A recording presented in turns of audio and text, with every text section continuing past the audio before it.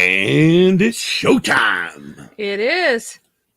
Doubt we're going to get anybody because this is like, it is 2 o'clock in the morning here in Arizona. Yes. And I just got the Facebook I did too. notification that we're live. So we are live to go. So this was actually Kim, real quick. I mean, we're just going to kind of butt into this real quick. This was supposed to be our Sunday episode. It was. The Coke 600. It was. But we thought we were too tired to do the actual race. Yeah, we did. I didn't get a notification from. Did you get one from YouTube? Not yet. And we went live. And neither did I. Let me see if we're live on YouTube. All right. Just don't go into it. Just see it. Because it should pull up a little bit. I hope that went live. Or is YouTube being slow today? Or is this one of the days where you don't get the... So you got the one that says watch 30 minutes. Episode 99, Indy 500 and Coke 600 live. Okay. All right. So you are showing them live. Yeah, see? All right. Cool beans. You got your sounds down? Yeah, I got my sounds down. Just make sure. Yep. All right, cool. All right. We're live. We're live. We're live. Live. All right. Anyways, like I said, this was supposed to be our Sunday episode. It was. We were supposed to do this right after the Coke 600, which was 600 miles at Charlotte Motor Speedway or NASCAR, which we didn't do. Now I just got the notification. Yeah, I did too. Like, come on, YouTube, get with it. YouTube's being slow. 1 minute into the, almost 2 minutes into the show, and friggin' it's just now friggin' coming up. Yes. Good Lord. Anyways, so I don't expect anybody to be in the chat. I don't either because it is 5 a.m. East Coast and 2 a.m. here. Right. So we know everybody on the West Coast is in bed like we should be. Yes, but However, why are we not in bed? Or should we leave that for the main part of the show? I mean, we're kind of in the pre-show. Yeah, we are. No. I guess this would be considered like the pre-sweet shit. Yes. I have no idea. I don't either. Pre-sweet is like pre-coming. Or pre-ejaculation. Yeah. I think is what it means. If not, then I'm totally fucking wrong, but whatever. I don't care. Yeah. So, right, like we were saying, Kim's schedule yesterday for Memorial Day, and by the way, we want to thank all of our the heroes for their men and women for their ultimate sacrifice they paid for the freedom of our country. And this obviously, since we do live in the United States, this is where we reside, and this is a military we recognize. Yes. It froze. It did. Well, it's freezing. It might be. Yeah, I'm 100% have it anyways. Anyway, don't friggin' matter. But yeah, so let's just go ahead and get into it. We're only 3 minutes into the pre-show. Let's go ahead and just do the 30 seconds of silence. And I say 30 seconds of silence, but then when it goes audio, it's only 10 seconds of silence. But for the YouTube audience, it's 30 seconds of it. It's really not silent for them. No. And it's really not silent for the YouTube audio or for the audio only audience either, because of the fact that it's the opening theme song. But on YouTube, it's not. It's actually the standard 30-second thing for countdown. Yeah. Which is like a funky ass song. Yeah. But anyways, let's get that done and we'll move on with the show. Sounds good.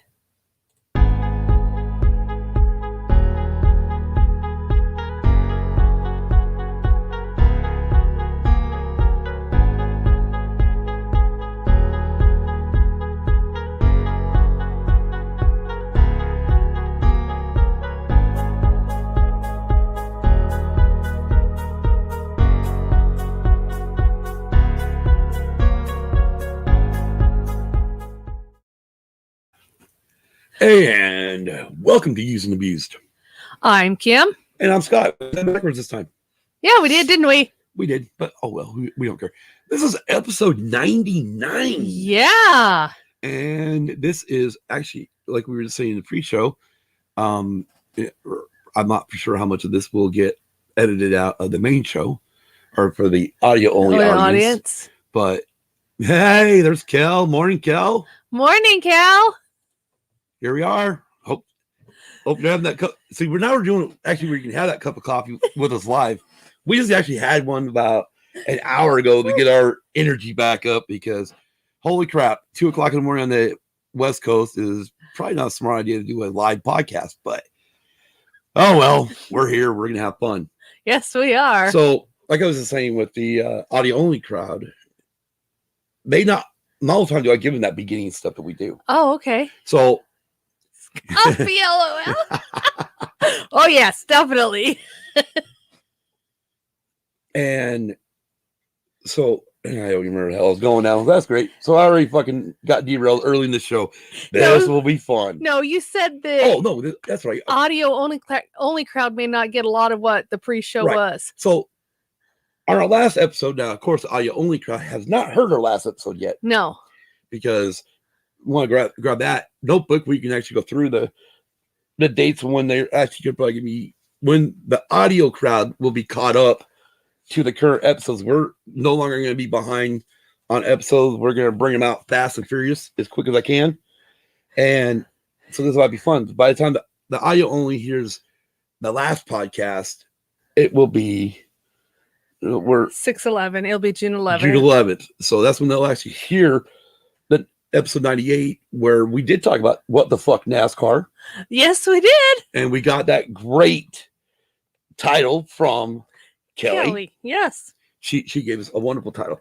Anyway, so like we were saying, this is Sunday. It's supposed to be a Sunday episode.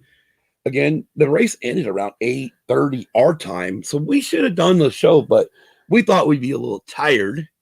So I didn't boot up the computer. And then I learned that, and then over the weekend, I think it was Sunday evening after the race, I listened to last week's audio version of the Sidebar Cantina. Yes. And I found out that they are our wonderful pod family members, Dave and Jason, we're going to be doing their episode today. Yeah. Live. Tuesday, take Monday off because of Memorial Day. Well, yeah. And I thought, oh, okay. So, normally we go live at 5 o'clock in the afternoon. Yeah, but we'll be changing that to 7 o'clock Eastern. Okay, time. we're not there yet. Anyways. All right. Yeah, we are. Oh, God. This is going to be a shit show. Anyways, this is our race special, our race edition. And so here's what I want to really throw out to people. We're looking for anybody that wants to come up with an opening theme song that's different than our normal use and abuse pod theme song that will give a little difference to the race only episodes. Because again, these are going to be done usually Sunday right after the race. So we're looking for an opening song. Yes, we are. And no lyrics, just opening music, instrumental. So because what I want to do is I want to throw in some sound bites from like Tony Stewart, Kyle Busch, Jeff Gordon, Clint Boyer, Lewis Hamilton, just throughout all. Kimi Räikkönen. Right. But funny shit that they've said either in interviews or that we look at now and we laugh our asses off at it. Oh, yeah. Like when I can't remember who he was talking about, like when Tony Stewart said to Steve Burns, he's going to whip somebody's ass. Yeah. And Steve Burns like, well, thank you. Or no, yeah, he said, well, thank you, Tony. And Tony turned around, you're welcome. Something like that. And, yeah. That's a funny fucking moment. Oh, yeah. Or when he was talking about Talladega and, we haven't wrecked half the field by halfway point. I say we got to turn the cars around and run them backwards. Yeah. And then if we get to the point where we're still having wrecked half the cars, then send the one half normal way and the other half the opposite direction. Yeah. My God, Smoke. He's being a smart ass. Yes, he was. And then he says, I'm not happy if I don't spend, was it $200,000, $300,000, $400,000 per car. Yeah. On a race weekend. Yeah. Because that's when he, was owning, he still owns Stewart Haas Racing. But yeah. So anyways, so we're looking for that. And then we're looking for like a little silly part. Because those that are NASCAR fans, or you don't know about NASCAR, and it actually happens in all motorsports, they have this thing called silly season. So we're looking for something kind of silly, silly type of music.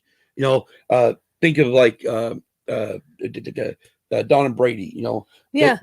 They have some really fucking cool music going into their different spots. And that's what I want to have for this episode, for these shows, these race episodes. I want to have different little tidbits. Okay. And then we'll look into what we want to do for F1, when we go into the F1 part of the show, when we go into, if we have an Indy Car section, and when we go into the NASCAR section. Yep. And then that way we have little sections. Everything's kind of cornered off by theme music. Yes. Just kind of change this part of the show's up. Now the difference is we're not going to rename, come up with a brand new podcast. No. We're going to be using abuse still. Yes. Except this is going to be our race edition. So literally what you're really going to get is 2 episodes per week from us. Yes, you are. This ought to be fun. Or it could be a complete clusterfuck. So, unfortunately, I don't have anything to go with it right now. Love it. Kelly loves it. So there we go. Kelly already loves it. Yes. It's a done deal. Yes, it is. But, so, yeah, again, we'll get into email, but if you want to make any type of music or whatnot, and like I said, just needs to be instrumental. We don't need no lyrics to it. And, you shoot it to our email, usedandabused@gmail.com, and we just pop that up on the screen real quick. Yes. For those of you that maybe even watch us back later, there it is. There's our email. Shoot us and just put it in the subject line, theme song or opening theme song. If you want to come up with a closing theme song too, go for it. Silly season, and then F1, IndyCar, NASCAR theme, something like that. But just, any type of instrumental music. I mean, I will try to put some stuff together this week just to give us something for next week. But I really would like to have, if we can get our fans to really jump, if they want to jump into it and try to come up with something really fucking cool. And we'll give you full, you send it to us, we'll give you full credit for it in our show notes. And unfortunately, with the way Apple runs now, see, the show notes is a fucking joke on podcast app. Yeah, I know, because of the recent new update. Oh God, they're fucking them and their fucking updates. Hey. Anyways, let's jump into silly season. Now it's a little early for silly season. Aren't we missing part of the show? Yeah, we are missing part of the show, and that's why we got Kim on here, and that's why she keeps the show on track. And I know where she's going. So before we move on to silly season, let's do some thanking. Yes. How about that? That sounds good. All right, here we go, Kim. Thank you to our Patreons, Luna Girl and Dragon Buddy, Don Del Snooch Solsky, Brady Big Lovin'. Yeah, you're already tired. And if you want to join our Patreon, go to patreon.com, search in the creative bar, Used and Abused Pod. And just so you know, the only tier we have is a $5 tier. So we're not asking for much. No. And every bit of it will go back into the show. Yep. It'll go in for the hosting cost, and you can tell my eyes are bugging out. The hosting cost, it'll go for that for StreamYard, and also for our website. Yeah, our website. Yeah. And then if we start making a bunch, then we'll might be able to get that thing that Patreon has where we can actually do a damn live stream. Yeah, exactly. Without having to send out links, tell everyone when we're going live, yeah, and then jump into a different way of on YouTube, and then have to have our phones up or whatever so we can see the chat. I think I don't know. We'll have to try one of these times with Kelly. Yes, just for the hell of it. Yes. I can try it out because you're always at work. I know I am, but I mean for a test it'd be fine. Yeah. Anyways, how about we go? Yep, I just hit that one. All right, here we go. Let's move on. All right. Check out the pod family. The Sidebar Cantina. The Escape Pod. Swede Studios. Big Swede's Excellent Adventure. And Tactical Swede. Now, the Sidebar Cantina and the Escape Pod can be found on all your podcast apps and directories, or most podcast apps and directories. And as far as Swede Studios and Big Swede's Excellent Adventure and Tactical Swede and whatever the fuck else Swede he comes up with, all can be on YouTube. Yes, they are. Yes. Don't forget to smash that like button if you are new to the channel. Click subscribe, then click the bell to get notified when we go live and upload new videos. Yeah, I haven't uploaded a new video, but we do go live. Yes. But I mean, once this pandemic, once it kind of gets chilled out, I'll probably start heading back over to Goodwill because I actually miss going over there. Yeah, I do too. You know, we got too many fucking records. Oh, I know. You can find Using the Views on Facebook, Instagram, Twitter, and Tumblr. And then again, our email is usedandabusedpod@gmail.com. And make sure you spell out and Yes. Website is usedabusedpod.com. Yes. All together, all lowercase, nice and simple for you. And also on that website, We'll get to it. Go to tpublic.com and search for Used Abused Pod for our merch store. You can also find our merch store link on our social media and website. Also, there's a Patreon link on the website as well. There is. Yes, there is. I really need to add that. So I'm happy you brought that up. And just real quick, just so we can hit this, we'll hit this also again at the end of the show. But as you can see, episode 100, the year Earth change, is tonight at 7 p.m. Eastern. We are running at 7 p.m. Eastern. We're trying to, hopefully, we'll come right off of 8 or Sidebar Cantina and we'll go live. Yes, we will. And we may actually hold it until they are done. Okay, that's fine. And so we may be a little late, but I may shoot to 7:30. But you guys know, I'll be in the friggin' chat. So what me and Kim are gonna do, we're gonna go to sleep once we're done with this morning's podcast, and we'll go to bed, and then we'll get up and join everybody in the chat with ATSW, the Sidebar Cantina, the mothership. Yes, Dave and Jason. They've changed. Let's see what we started out with. All things Star Wars. Then it went from a Gen X point of view, and now it's the Sidebar. And now it's the Sidebar Cantina. And also, you had double podcast feature. Actually, we got triple podcast feature. I mean, we got the morning podcast. Yes. Listen, you know what? Now we put the gauntlet out there. You know that, don't you? Yeah, I know. We're doing an early morning podcast. I know. Now Dave and Jason got to figure it out. They got to do it. They have to do one. They have to get up at 5 o'clock in the morning or be up over Jason's house at 5 o'clock a.m. and do a show. And just in case anybody doesn't know, Kelly, who is in our chat, is their social media director. Oh my gosh, she does a hell of a job. She does. But now let's get into silly season. Yes. Now, in most seasons with NASCAR, silly season is a little further, closer to August, early September. Yes. But usually about middle of August, end of August, you start hearing who's going decent rumors. Yeah. If not even some confirmed. Now, the only confirmation we have so far, and this is from last year into this year, was the fact that, you're very welcome, Kelly, is the fact that, was it Cindric, right? Austin Cindric was already called to join the number 21 team, the Woods Brothers team, for 2022. Yes. Kicking, oh God, here we go. Matt DiBenedetto. I hope I fucking hit that. Yeah, Matt DiBenedetto. Everyone else fucking struggles with that guy's name. I hope I hit it. Matt DiBenedetto. Keep going for it. You'll start fucking it up. I know. Believe me. Yeah. Just roll with it. Yeah.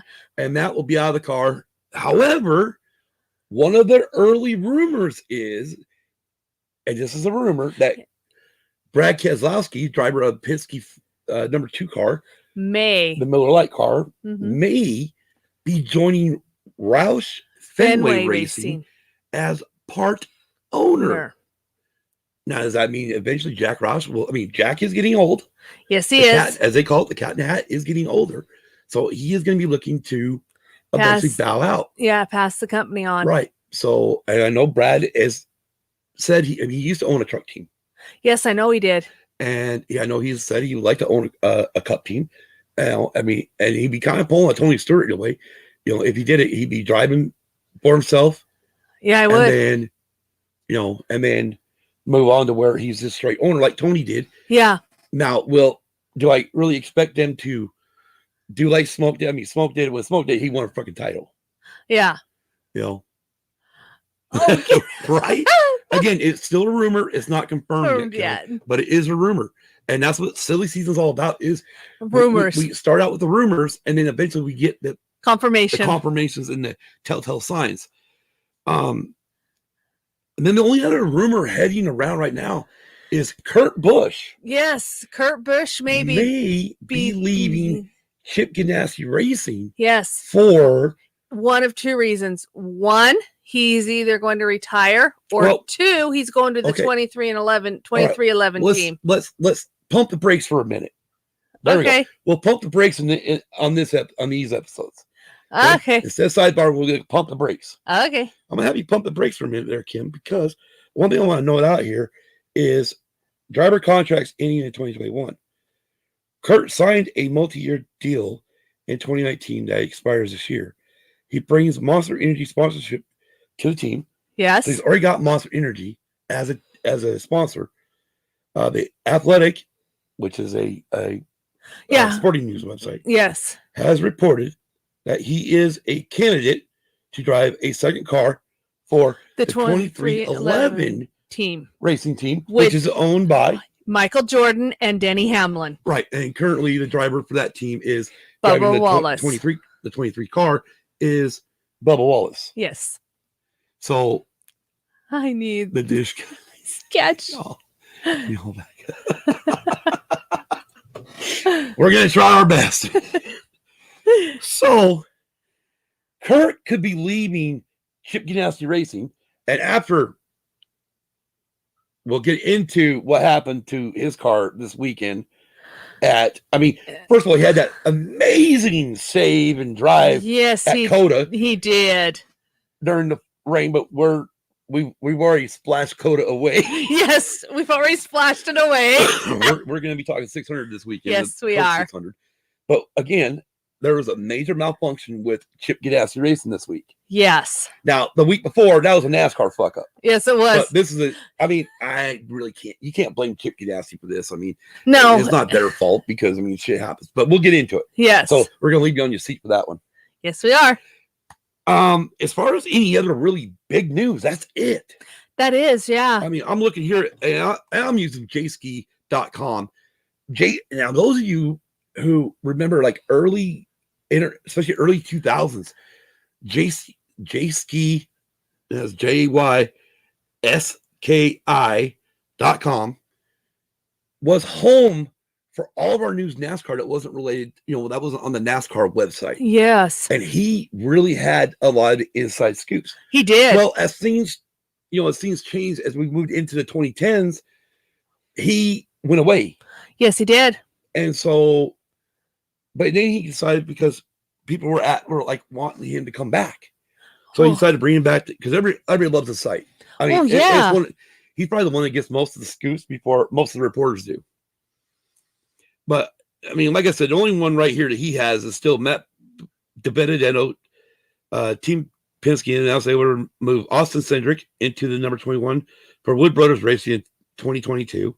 However, should Keselowski leave Penske, Cindric could replace Keselowski, and DiBenedetto may stay with the Wood Brothers. Or I think maybe, why wouldn't Penske maybe move up Matt into the 2-car?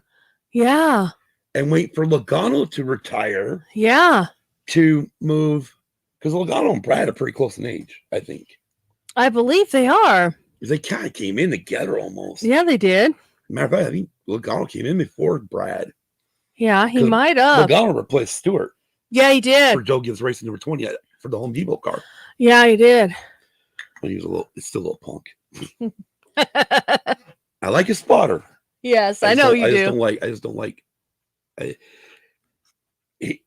Yeah, we'll stay up Logano. Anyway, so that's really what we have for silly season. So silly season again, it's even like J-Ski says on here, it's too early to really get into any of the rumors. Really confirm or deny them. Because it is, we're only end of May.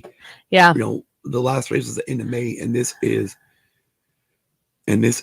going to be, we're in the 1st of June. Yeah, we're not even halfway. We're not even halfway through the season yet. I think we're halfway to the playoffs. We are halfway to the playoffs. Yeah, we are halfway to the playoffs. Sorry, you know what? That is something I don't have the thing hooked up today, the soundboard, but I've got to find that one too. Yeah, Jim Moore goes playoffs. Yep. And then I'm going to find the other one where Denny Green, he was coaching the Cardinals at the time, And I don't remember who the hell they were talking about, but Right. he's like, they are who we thought they were. You want to just get the damn trophy now. Yeah. What? What? Right. But so that is our little bit of silly season. Now, of course, it's going to get nutty.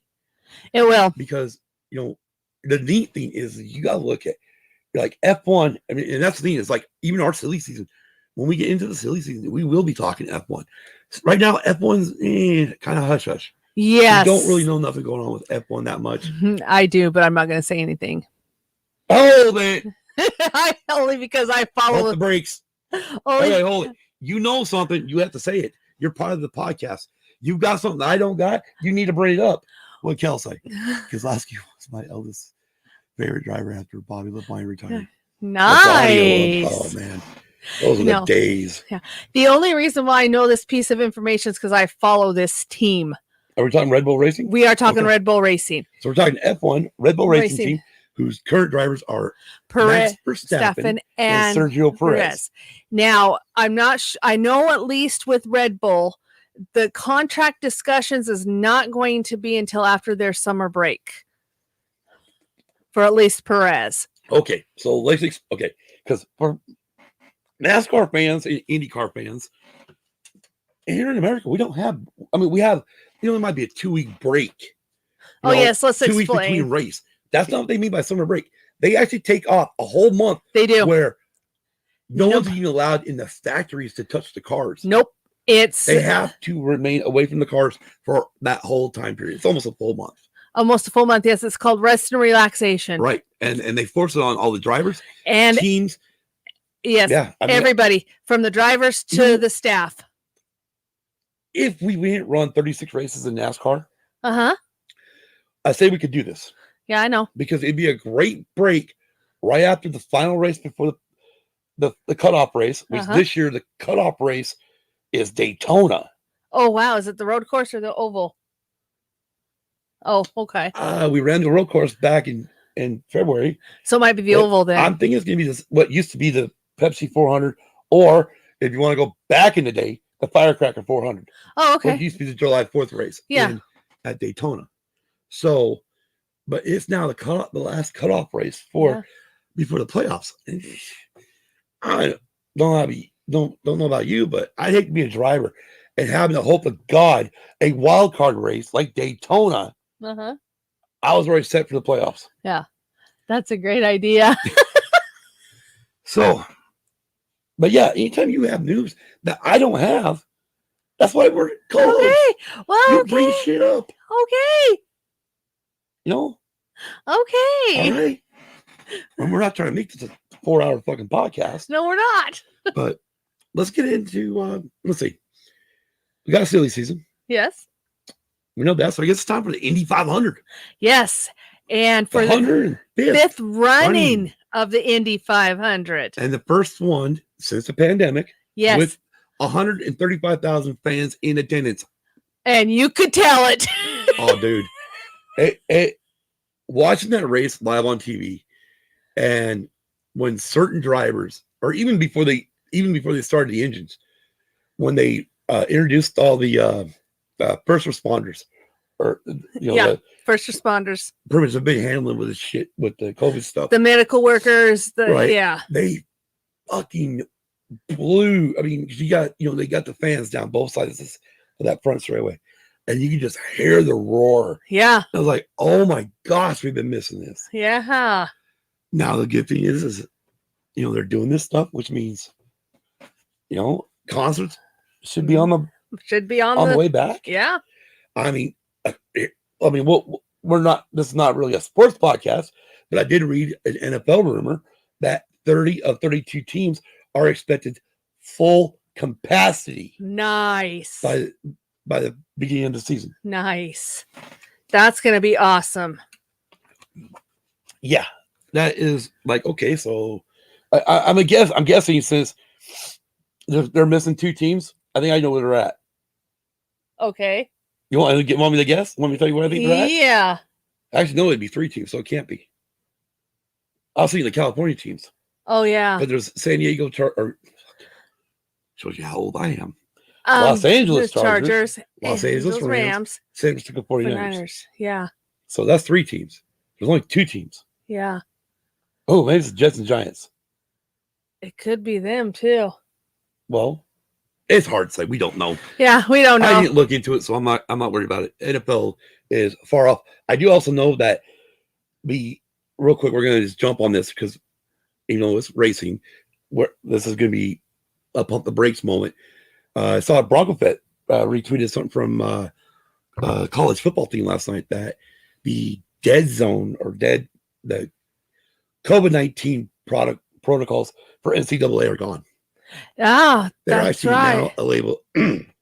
Now they're letting the recruits and coaches get back together. Yeah. Matter of fact, let's see if I can bring that up real quick just so I can quote it properly because I like to quote things properly. Yes. And not be an ass. Yes. And just since we are talking Indy 500 here, while you're looking that up. Well, we're not. Yeah, but this isn't Indy 500. All right, here we go. All right. This is from Reddit CFB, but also somebody from Florida State University. Here we are. Florida State University opens the doors to the Moore Athletic Center to recruits for the first time since March of 2020. And then the Reddit, the tweet says, as roughly 10 minutes ago, and this was 5 hours ago, the COVID-induced NCAA dead period ended, marking the first time in 15 months that coaches and recruits could have on-campus face-to-face contact. Nice. Nice? I said nice. I said nice. You started with and then you went nice. So it became a snice. Okay. I guess I keep laughing at you. All right, anyways. Let's get into it. Okay. Speaking of the Indy 500. Right. Did you get information? Hold on. Okay. Yes. All right. So this little information from Kelly. Most COVID restrictions were lifted in Pennsylvania yesterday, and indoor mask restrictions were lifted for those completely vaccinated. Right on. Nice. We went to the racetrack this Sunday. Now, or Saturday. Yeah. Saturday night. We went to our local dirt track, and they had our dirt track is on tribal land. Yes, it is. So the tribe has their own rules. And they're still saying, there's signs everywhere that says still mask up. Yeah. Masks required. But as you got walking around, inside you realize nobody was wearing them motherfuckers. No, they weren't. Even going to the restroom and that shit. Like, okay. Yeah. I'm like, well, I'm fucking fully vaccinated. So I took it off. I took it down once. Yeah. Just to try it. Dude, I mean, I hate to say it. I was shaky. Were you? I was really, yeah. I mean, I found myself kind of moving away from people. As like people were coming close to me, I'd fucking like veer off around. I'm like, okay, so maybe this fucking COVID, maybe this shit did affect you a little bit. It probably did. I know like some of the stores we go to, I know I haven't seen the signs on the doors anymore. Well, yeah, even the restaurant that we went to for dinner on Saturday, they had no mask restrictions at all. But anyways, that's cool. I'm happy to see Pennsylvania going. I think everybody's going to start lifting them now. I mean, yeah, I don't know what the numbers are for the United States in vaccine, but I know in the pod family, a lot of us are fully vaccinated. Yeah. So it's definitely probably out of most of the pod family shows, Yeah. Pretty sure Dave and Jason are, Lunar Girl and Dragon Buddy are. And we also know that Don and Brady are. Yeah. Or no, Brady's. Yeah, I think Brady got the second one. Yeah. So, and I'm not sure on Big Sweet because I haven't heard anything one way or another. Anyways, what? It was starting to get a little warm in here, and the AC finally kicked on. 2:30 in the morning, AC's kicking off. Yes. Only makes you wonder what the fucking temp is. But anyways, we're talking about Indy 500, 105th running. Yes. Of the in a minute felt the same way yesterday. Went into the store and it still killed me. Right? Yeah. We'll have to talk about that later on tonight too when we do the main show. Yes. That's gonna be weird. It's gonna be weird doing 2 shows in one day for us. For us, we're gonna go to bed and get up and do another show. Yes. That'd be fucking crazy. You know, Crazy. seriously, it's gonna be nuts. Yeah. So if we're late getting on to Sidebar Cantina, everybody knows what. I'll jump in there this time just because for the hell of it. But usually when I'm late, I jump in real quick and say, "Hey, hi, I'm late." Yes. Because sometimes I don't get fucking notifications don't pull up, or I'm not staring at my because I run everything off my Fitbit, so I get text messages and all that shit on my phone, and it buzzes my fucking wrist. So I don't have none of my notifications ever on. Yeah. So unless I'm staring at my phone at that moment, like I don't remember what shit's going on. Yeah.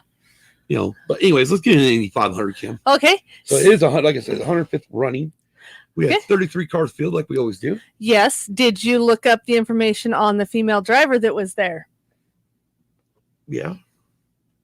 Because there was a female driver that drove the Indy 500. Yeah, I got. Let me just. Well, you're in a fucking first real episode here. We're right into Indy 500. You're always throwing my ass under the bus, going, "Hey, motherfucker, do you remember to look this up?" Well, you said you're gonna get more information.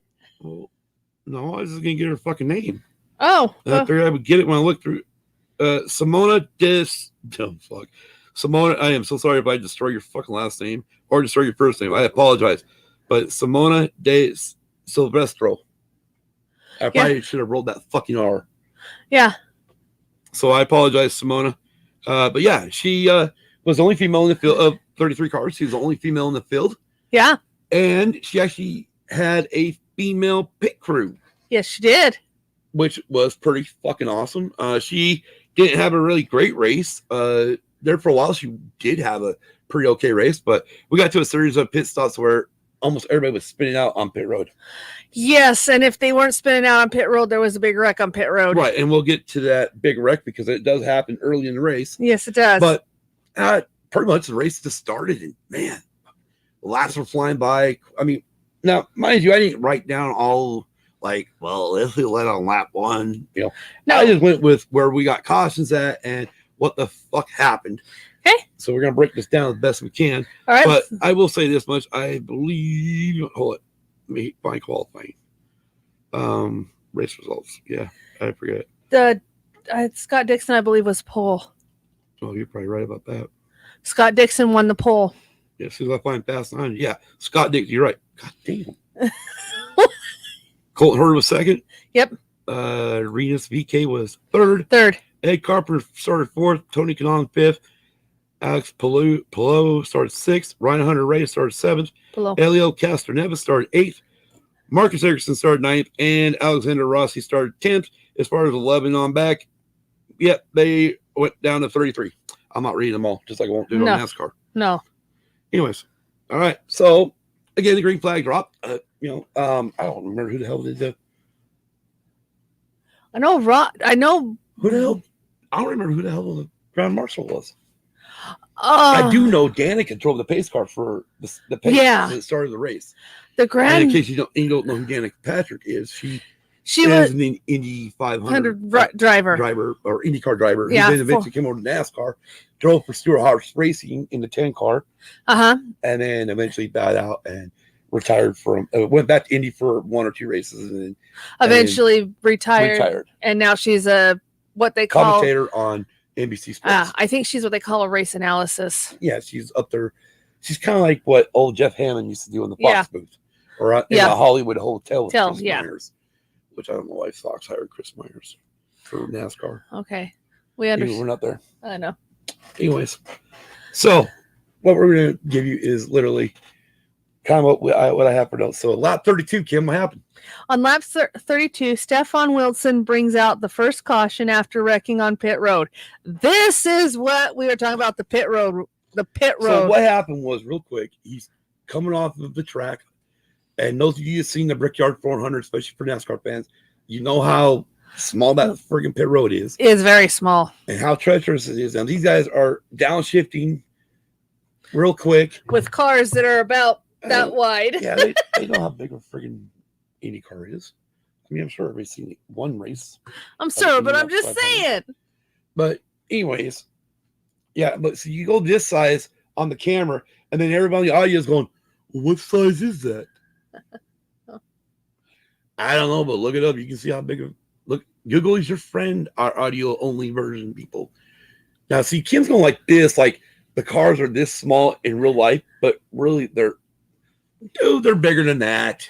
Well, I know they are, but that's just a miniature estimation. Fucking miniature estimation. Shit, I wish I knew where all my fucking toy cars were at. I'll give you a miniature estimation. Anyways, as they're downshifting, hitting the brakes, well, what happens is if they don't pump the brakes down the back straight away and get heat into them, the brakes are cold. So they don't want to stop. So as they're downshifting, they actually go into what they call a car hop or wheel hop. That's what it's really called. And he ended up getting downshifted too quick and wheel hopped it, spun it around, and smacked the fucking wall. Which then brought out the caution. And closed pit road. Which was very bad for two drivers. Well, not for just two, but for the drivers. But these two, Dixon and Rossi, needed to pit for emergency service because they were low on fuel. And due to being low on fuel, if you don't get to pit road, it goes into vapor lockdown. Right. Well, and that's what happened. They both went into vapor lockdown. And so while they're on pit road trying to get, and now let's real quick, and I didn't understand this. I'm happy. This is why I'm happy for NBC, because this is the first time I heard about emergency fuel. I'm like, I'm sorry. As a fan of fucking movies, when they start talking about emergency fuel, I was waiting for fucking somebody looking like Bart pull out a goddamn fucking can of fucking liquid Schwartz. I swear to God, dude. I'll tell you one thing. If I had been one of them fucking commentators, dude, on NBC, I would have pulled that shit out. I would have had that fucking red. Here's your emergency fuel right here. But that's why, I mean, like, what the fuck? So anyways, what it is, they're allowed to come down pit road with it red flag. Yes. Now, I don't know all the penalties and stuff, but they're allowed to come down and only put a splash of fuel in it. Yes. Enough to pretty much do one lap. Do 1 or 2 laps, 2 to 3 laps until the pit road opens. Yes. Then believe they have to start in the back of the pack. They do. So, and just a little bit of information, if you start in the back of the pack, but unlike NASCAR, they're not even allowed to change tires. Yeah. They're not allowed or top off the field. So they got to go out, catch up to the field, wait for the pit road to open, then come down and do a normal pit stop. Yeah, and if they're a lap down, unlike NASCAR, they don't get the privilege of being the free pass car. They don't have a free pass system in IndyCar. No, they have to make that lap up by themselves. Right. Anyway, so it says both cars ended up running out of fuel, making both vehicles needing to be restarted. That's when they both went into vapor lock. So then they had to get the gas in there, and then they stuck something inside there. I noticed on one of the cars to get it refired again. And then yes, they had to go around one or 2 laps before pit road was able to be opened. And then they could come in and do full fuel and 4 tire change. Then at this point, I believe the race restarted. Yeah, the race restarted. Now, see, why do you believe the race restarted? Well, because I was so tired that I went and took a nap and missed the better part of the Indy 500. Not really. I mean, really, you didn't miss a lot of Indy 500. You missed a lot of it was. I mean, really, it was just like watching. I mean, it's kind of like watching NASCAR, the old, or even current NASCAR at Daytona, Talladega, where they get in a freaking line. The only difference was you were having passes versus Talladega. When they get up against the wall, even Daytona with NASCAR, they get in a fucking line and they just go around the track for fucking laps, and it's like, yeah, that's true. No, it's a fucking snore fest. Yeah. Now, while Kim's talking about what happens next, we're gonna go back to this procedure on this emergency fuel, because I'm actually looking at the IndyCar rule book online. Oh wow! I don't even look at the NASCAR rule book online. Okay, so here's some more information on the emergency fuel stop. That I'm not ready yet. I say continue, and we'll come back to it. Well, that puts us to lap 119. No, what happened 119? Okay, so Graham Rahal comes in for a pit stop.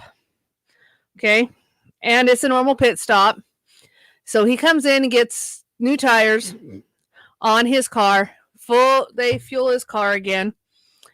And Connor Daly hits.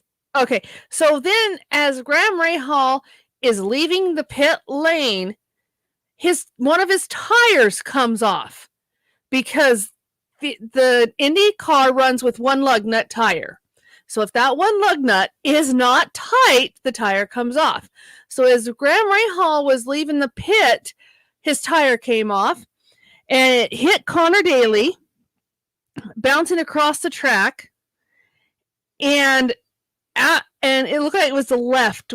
It was the left rear tire, which I said was one lug nut. So that one lug nut, which was not tightened, and it ended up coming off, like I said, at the pit exit. So then that brought out another caution. So here we are again, another caution. So then they clean that up. Pit stops proceed. They get going again, and the race continues. And I think it continues until the end of the race. Yeah, it was that last caution there. That was it. And then it says on lap 2. Okay, so then the winner, I guess, made an amazing pass to actually win. The winner is now a 4-time champ, which is Elio Castroneves. Hey, you got it. And he ties AJ Foyt, Al Unser. I'll have it ready by next episode. Yeah. Al Unser Sr. and Rick Mears also were in attendance with 4 IndyCar 500s. Fastest IndyCar, and it was the fastest IndyCar in history. Now, he joins what they call an elite list, because not very many people, as you can tell from who I mentioned, has won. Elio's number 4. Yeah, Elio's number 4. So not there's only 3 guys before him that ever won 4 Indy 500s. So he joins the elite list here. Yeah, it's a very elite list. Yeah. And then it says the young guns start off strong. Okay, wait. No, this is what. Now, obviously, it's a long headline, but if I was writing a newspaper, this would be my fucking headline for the date for the Indy 500. Okay. All right. It says young guns started off strong, but by the end of the Indy 500, it was the old veteran who took the lead with 2 to go and winning his 4th Indy 500. And here is a little bit. You have to read the fucking story. That tells you right there in a nutshell what happened. Yeah. So here's a little bit. Yeah. So here's a little bit of information on the other 3 drivers. All right. So yeah, we're gonna give you a lot of information here about the 4 drivers who now being Elio being the 4th one who won 4 Indy 500s. Okay. And we'll start with first one. AJ Foyt. His first win was 1961. His second win was 1964. Third win was 1967. And his last win was 1977. Which was 10 years later. Yeah, 10 years between his third and fourth win. They had a few highlights of his Indy, especially his Indy 500 career. And Foyt drove Indianapolis 500 for 35 consecutive years. And of course, like we just said, for the first time, the first of only 4 drivers to do so. I changed it because originally it said 3 drivers, but I changed it to 4 since we did our 4th winner. Foyt is the only driver to have won the Indy 500 in both front and rear engine cars, having won twice with both configurations. That is interesting. That is very Because interesting. if you go back into, especially the early 60s, the engine was still in front of the drivers. Yeah, it was. And now all the engines are behind. Yeah. So again, AJ Foyt won his 2 in a front engine car, and then 2 in the rear engine car. Yeah. All right, Al Unser Sr. Kim, we got Al Unser Sr. His first win came in 1971. Okay. His second win. So by then, real quick. So by then, AJ Foyt's only won 3. Yeah, he's already won 3. But anyway, so Alonso's first win was 1970. Yes, his second win was 1971. Damn, what a great year. His third win was 1978, and ironically, 10 years. No, it wasn't 10 years. It was 9 years. 77 to 87. Oh, well, 10 years to the date of AJ Foyt's last win. That's where I was going. Okay. 10 years to the date of AJ Foyt's last win, which was in 1977. Al Unser Sr. won his 4th one in 1987. But 9 years after his third win. Yeah, but 9 years after his third win, yes. And what kind of some career highlights that I got for him? Unser had led the most laps of any driver in the history of the Indianapolis 500 at 644. Unser tied Ralph De Palma. Long-standing record of 612 laps, led on the last lap of his 4th victory. Unser holds the record of being the oldest driver to ever win the 500 at age 47. 1987, breaking the previous record set by his brother Bobby. Right. Now the Unsers, I mean, obviously you got Bobby Unser, you got Al Unser Sr., and then you had Al Unser Jr. Yes. And they've all won.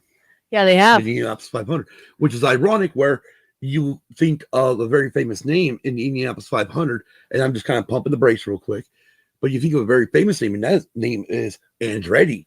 Oh, yeah. And Mario is the only one to ever win the 500. Yeah. And Michael, his son, has never won it. No. And Marco, his grandson, or Michael's son, has never won it. No, he hasn't. So it's kind of ironic that the only Andretti to ever win was Mario. Yeah. And I think he's only got the one win. Yeah. Anyways, then we got Rick Mears. Now, they have really a lot of stuff here on Mears or on Elio Castroneves. But Rick Mears, now he was one of my favorite drivers. I'm going to go back into this in just a minute. I probably have to do some looking on these, but I'm pretty sure. And let's just pump the brake again real quick. AJ Foyt, I guarantee he did not drive for the same team for all 4 of his wins. Al Unser Sr., I believe his 1970 win was different, but I think 71, 78, and 87 were with Penske. Or maybe just 87 was with Penske. I should have looked this information up. Rick Mears, however, he is the first driver to win with the same company or same race team. Which he drove for Penske. He was my favorite driver back in the 80s. Uh-huh. He was one of my, and his first win was in 1979. Yes. Fun fact, the Andrettis have a home just a few miles from my house. Nice.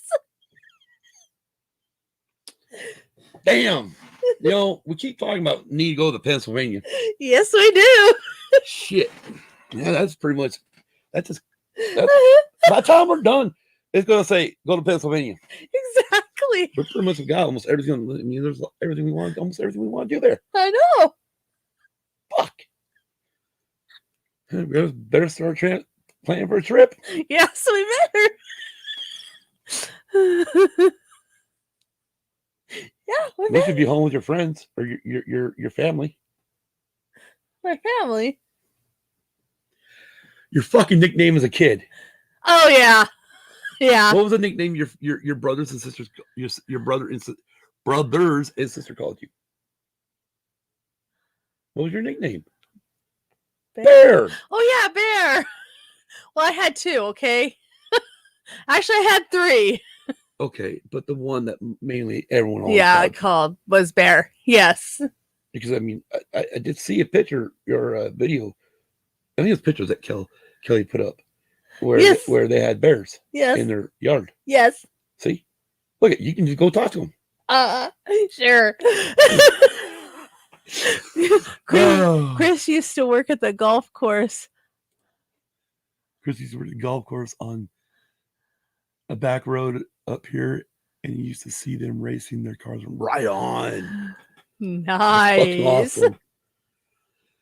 Oh, yeah. So Rick Mears won his first race in 1979. Won his second race in 1984. Won his third in 1988. And in his 5th, every 4th. I'm like, oh my God. I just went, oh, I'm fucking tired. Let's try this again. Pump the brakes. First one in 1979.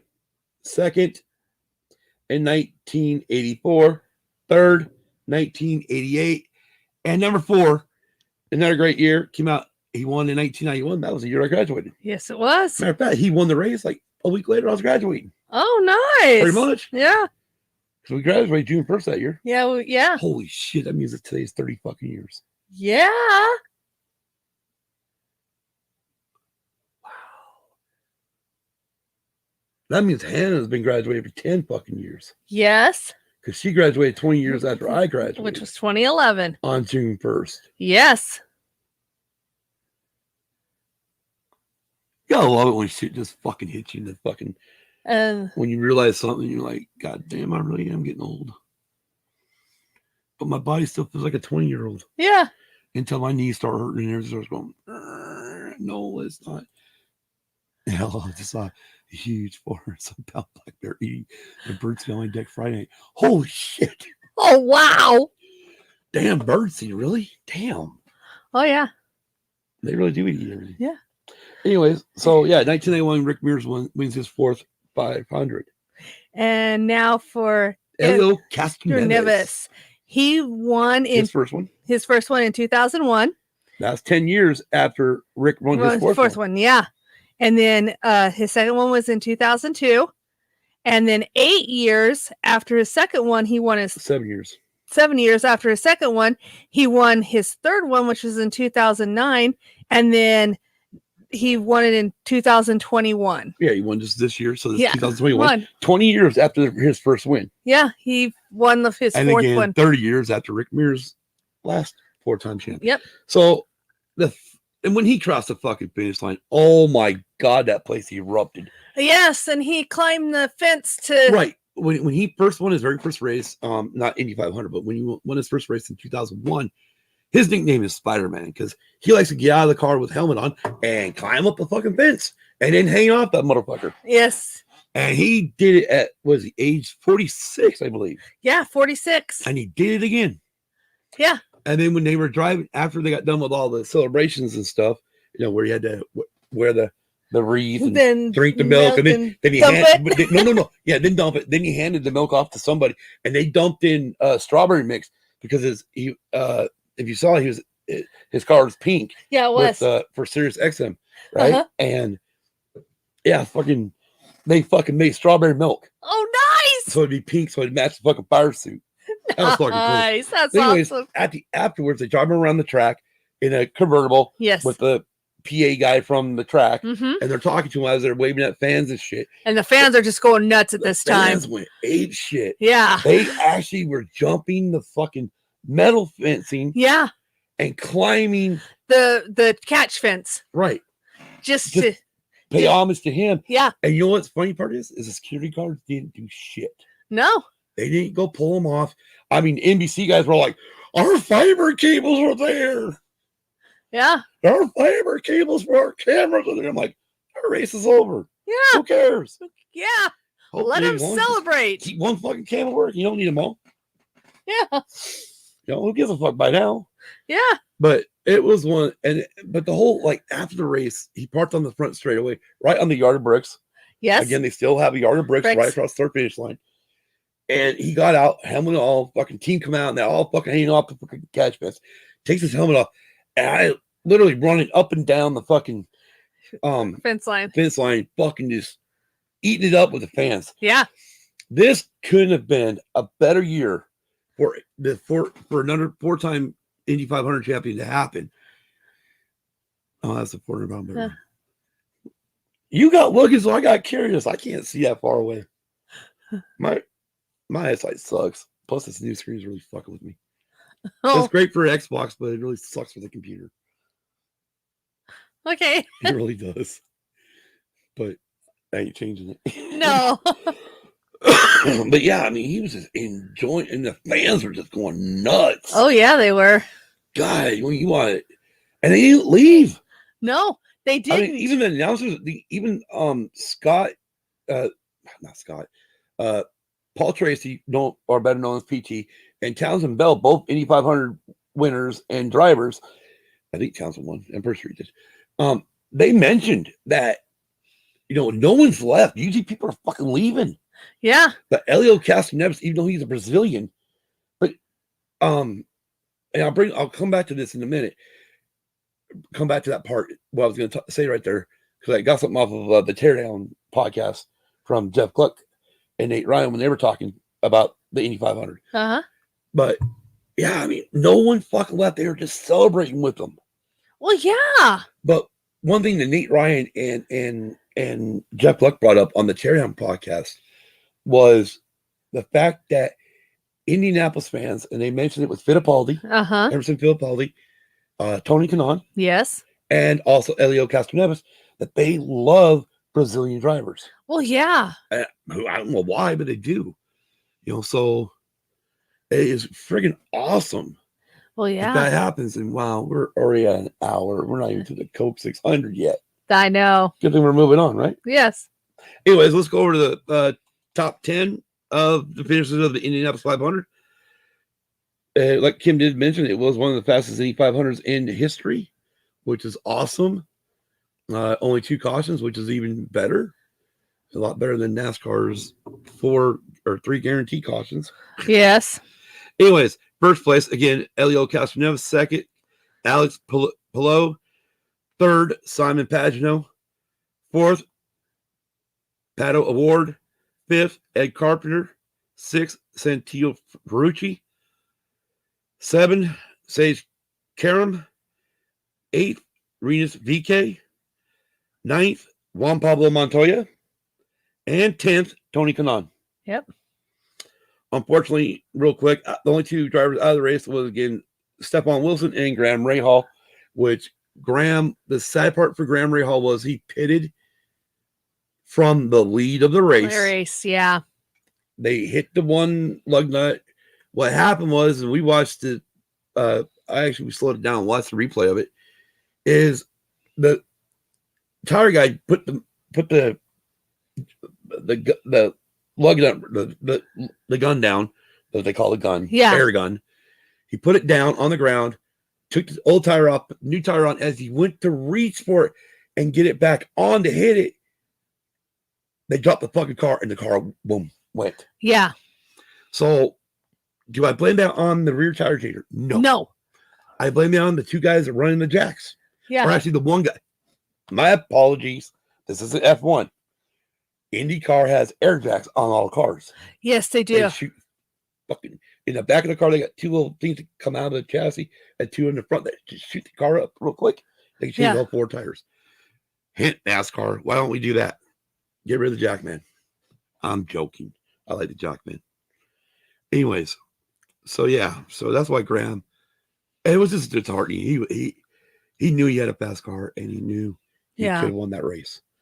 Oh yeah. Now, we were going to talk about the truck race, but I didn't load up the fucking video. Okay. You want to talk about it real quick? We can talk about it. Well, I mean, because it pretty much it blows off the code of what the fuck moment to another what the fuck moment for NASCAR. Yes, exactly. So I guess, do we want to get into the what the fuck moment?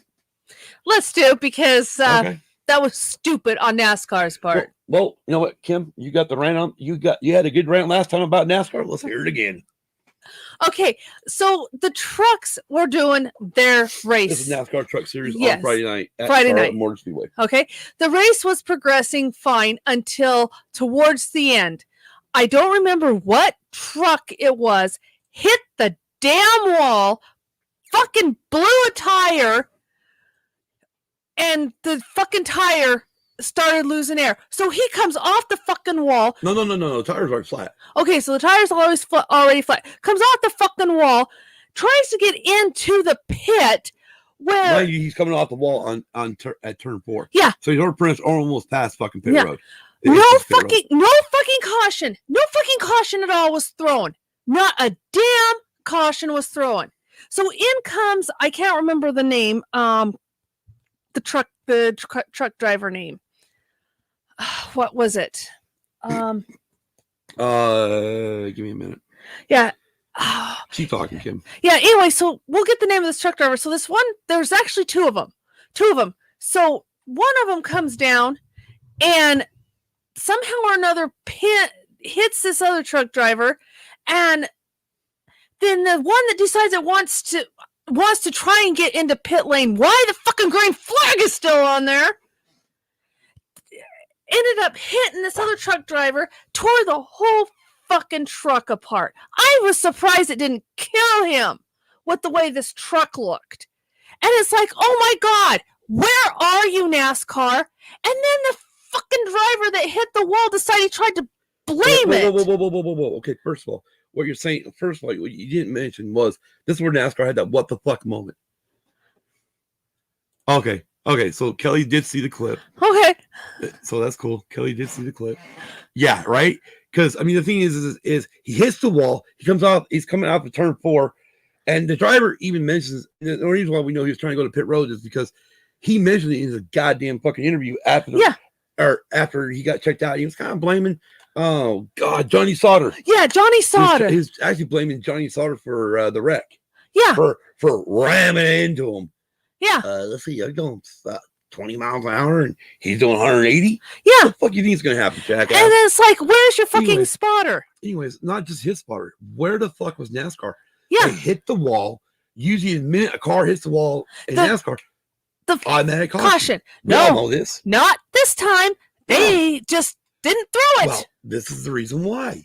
Because at that moment, Fox at this one was showing the 88 truck coming down pit road with smoke. Yeah. Because it was more than likely blowing up. So NASCAR, all their officials are looking for oil on the truck. Instead of having a fucking official look at the... Here's my thing. Look at the other part of the track. Where it happens, right? You got the fucking flag stand. Yeah. Why is the flag person not looking down turn 4? Exactly. And why did he not fucking fly the caution? First of all, it's a female flagger. Sorry. That's why I said flag person. Okay. Sorry. And you went he. Good job. Sorry. It is a female flagger. Again, you got 2 people up there.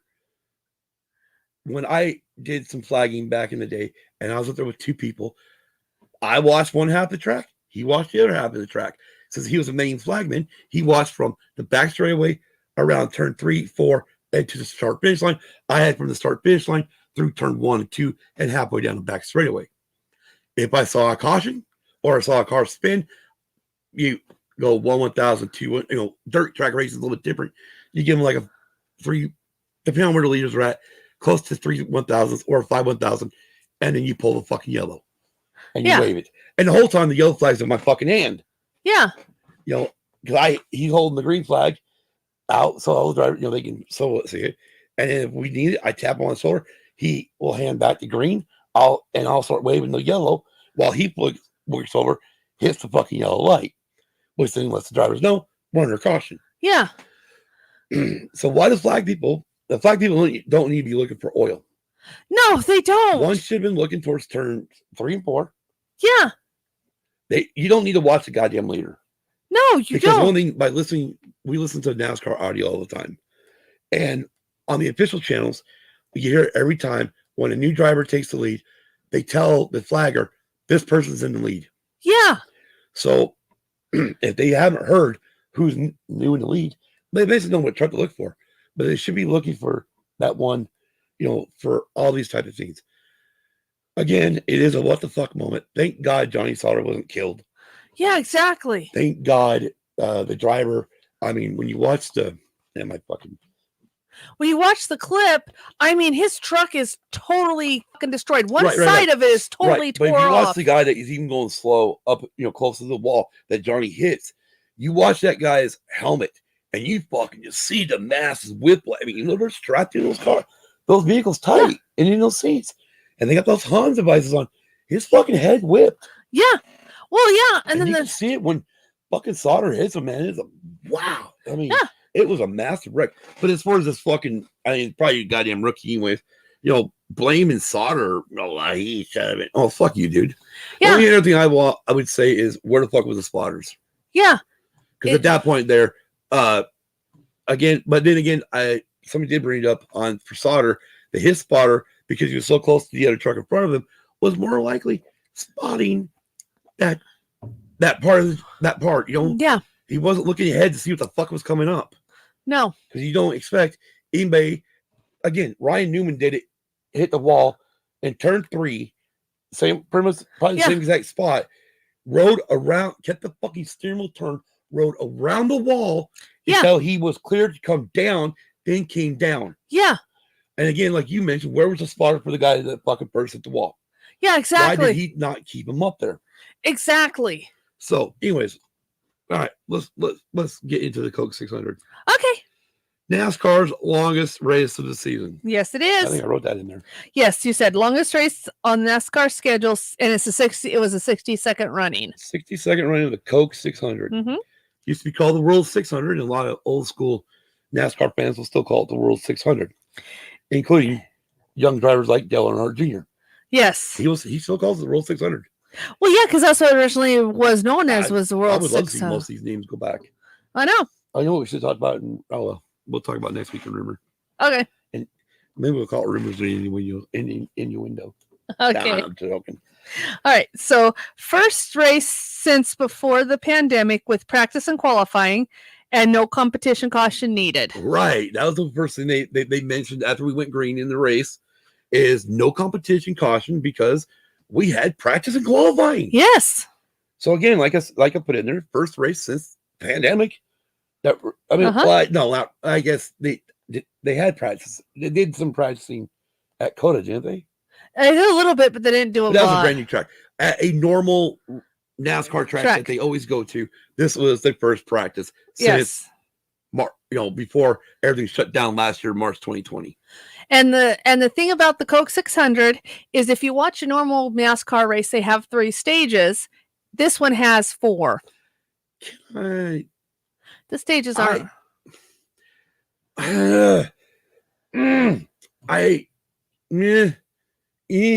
Fuck, just go on. Yeah, this one technically it has 3 stages. Most races have only 2 stages. You have stage 1, stage 2, and the third stage is your race to the end. Well, this one has stage 1, stage 2, stage 3, and then your final stage, which is your fourth one that goes to the end of the race. Yeah, because this is a 600-mile race, 400 laps. Yes. Again, NASCAR's longest race of the season. Yes. So, stage 1, which is lap 1 to 100. Yeah, because each break is 100, 100, 100. So here's they run straight 100 laps. So this does nothing for anything. Personally. All right. So lap 1 through 100, lap 44. Chastain pits for 4 tires and fuel. Team discovers broken pump belt. Okay. Oil pump belt. Oil pump? I just said. Yeah, I did. Oh, sorry. Oil pump. Broken oil pump belt. I'm sorry. What is it between you and Brady? I don't know. No, I'm joking. I'm giving Brady shit. Okay. He's always giving Don shit about the shit he writes. I know. Lap 56. Blaney needs to stop. Whoa. So, Ross Chastain drives for Chip Ganassi Racing. You're making a lot of noise. That does carry on the mics. I'm sorry. Just want to let you know. I'm sorry. That will be in the podcast. So, lap 44, Chastain runs down pit road. Yes.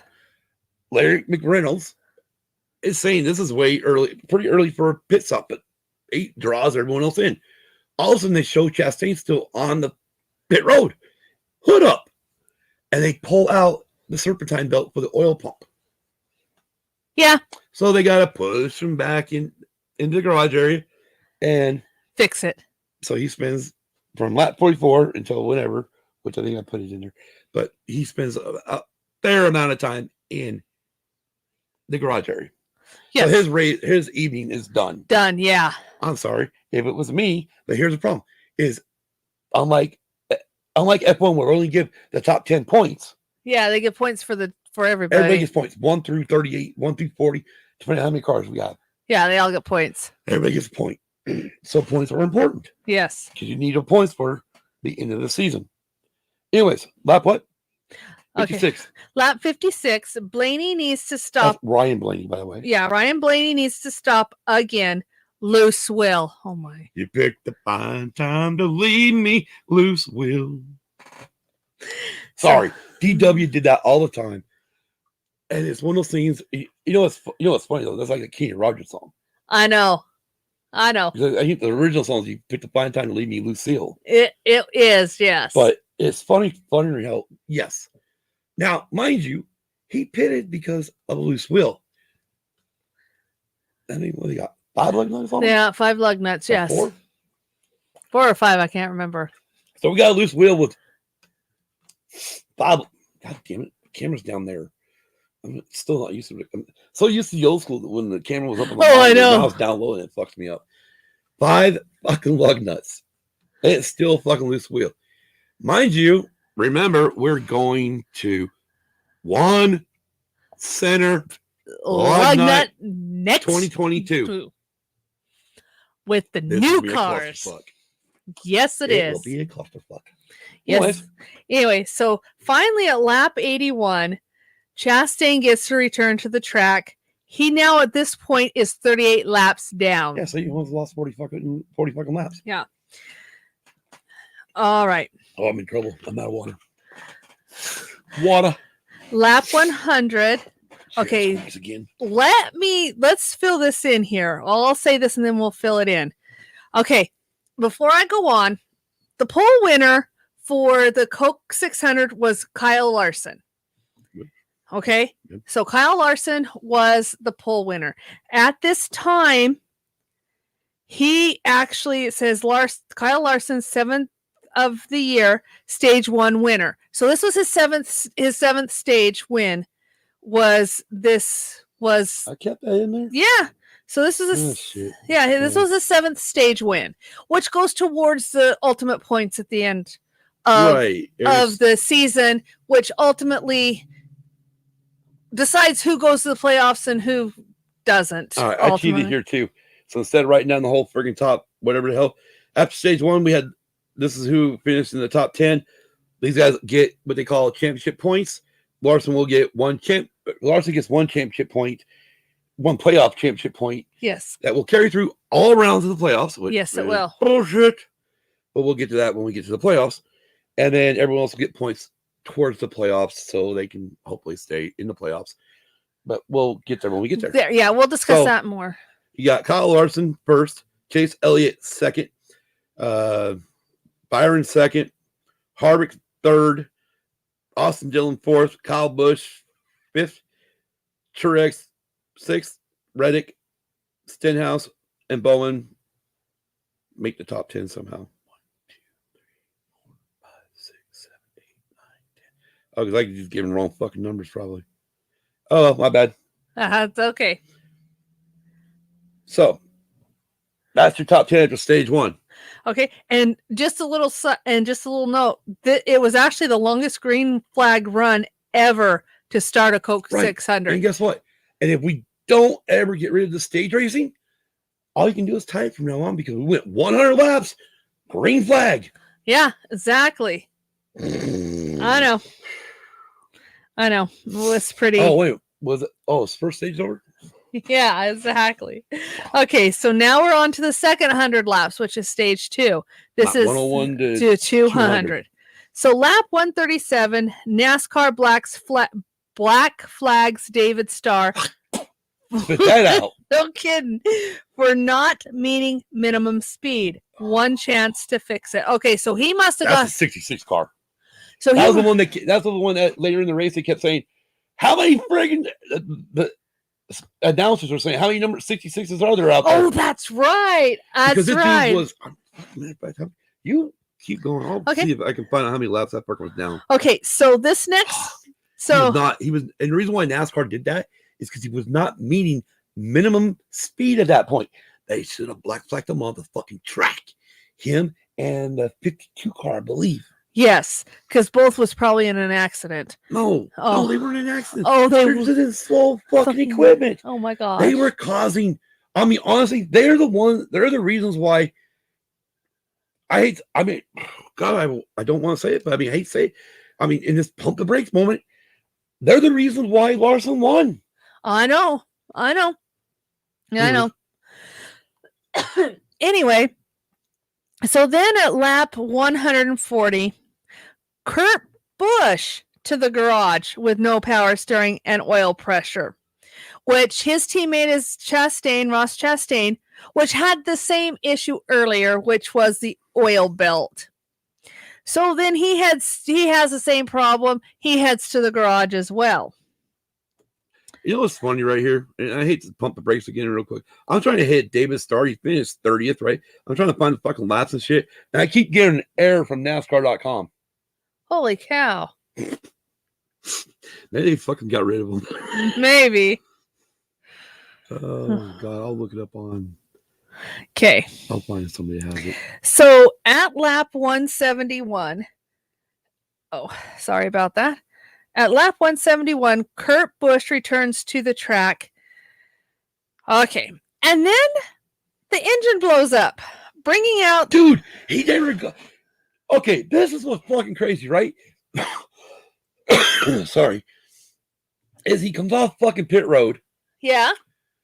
Driving down around the bottom of the fucking infield, down turn 1, turn 2. Starts revving it up more to get up to speed before it comes back up on the track. Well, yeah. In the back straightaway, right? And just as he comes out of tune, it starts going through the fucking gears.